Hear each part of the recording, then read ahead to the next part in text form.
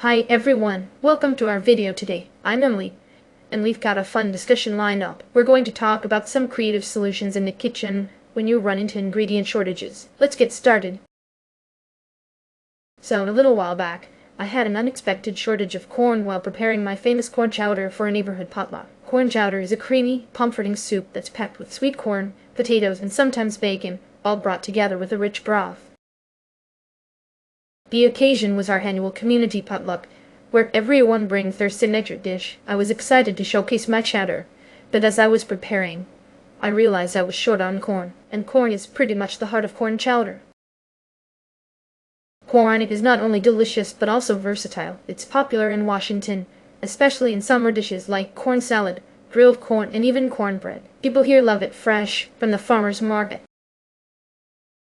Facing the shortage, I got inventive. Instead of substituting with just any vegetable, I created a blend of other veggies and pureed a few to mimic the texture and sweetness of corn. I used carrots, parsnips, and a bit of sweet potato to give the hint of sweetness and thickness that corn brings to chowder.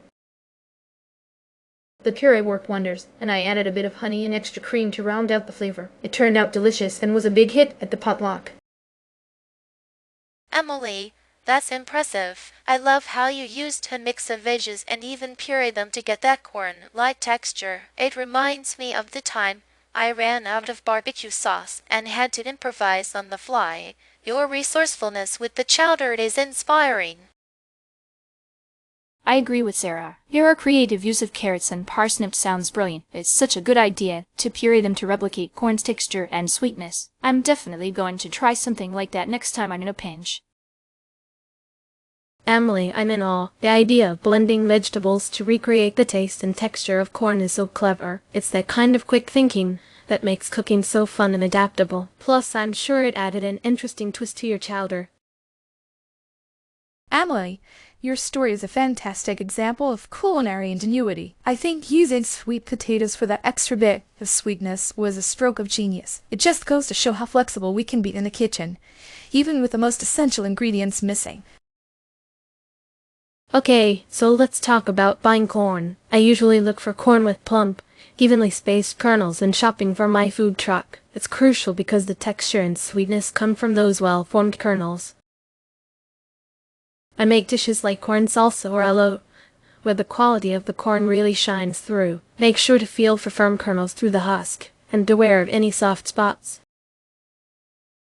That's a great point, Maya. I often buy corn from my organic farm to table dishes. For me, it's all about the husk being fresh and green, indicating that the corn is recently harvested. I use corn in salads and roasted dishes, and fresh husks mean vibrant, sweet corn. Be cautious of husks that are too dry or brown. You're both right. For my garden-inspired cooking, the silk on the corn needs to be silky and golden, not dry. This tells me the corn is sweet and ready for grilling or boiling. I use corn in things like corn pudding and salads. Dry or dark silks can indicate old or starchy corn. Excellent insights. When I'm shopping for corn in New York, I also look for the husk to be tightly wrapped around the cob. I need fresh corn from my succotash or even just boiled on the cob. Loosely wrapped husks can mean the corn isn't as fresh.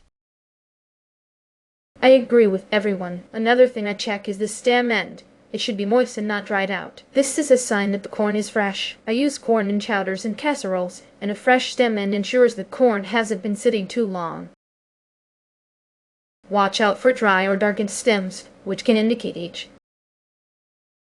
As for alternatives to corn, in California, I often use zucchini in dishes like succotash or even grated into salads. It's fresh, versatile, and has a mild flavor that works well. While it lacks the sweetness of corn, it brings a nice texture. In Texas, I use black beans as an alternative, especially in Tex-Mex dishes. They provide a good texture and a hearty flavor, though they don't have the sweetness of corn. They're a great stand-in for things like corn salad or salsa. For me, in New York, chickpeas are a fantastic alternative. They have a firm texture and can be used in dishes like stews or even as a salad ingredient. They're different from corn but offer a unique flavor and are very versatile. In Florida, bell peppers are my go-to alternative. They add a nice crunch and a bit of sweetness, though not quite like corn. I use them in salsas or as a topping for dishes where I'd usually have corn. In Washington, I often use peas as an alternative. They're sweet and can be used in chowders or salads. While they don't replicate the exact texture of corn, they bring a similar sweetness and are good stand-in for many recipes. This has been such an enriching discussion. We've covered a lot about corn, from dealing with shortages to choosing the best corn, and even exploring alternatives. Sarah shared how she uses zucchini, Jennifer talked about black beans, Chloe suggested chickpeas, Maya mentioned bell peppers, and I suggested peas. Each of you brought such valuable insights. Thank you all for your amazing contributions. And with that, we wrap up our conversation for today. Thanks to everyone for tuning in, and to my wonderful friends for sharing their wisdom. See you next time.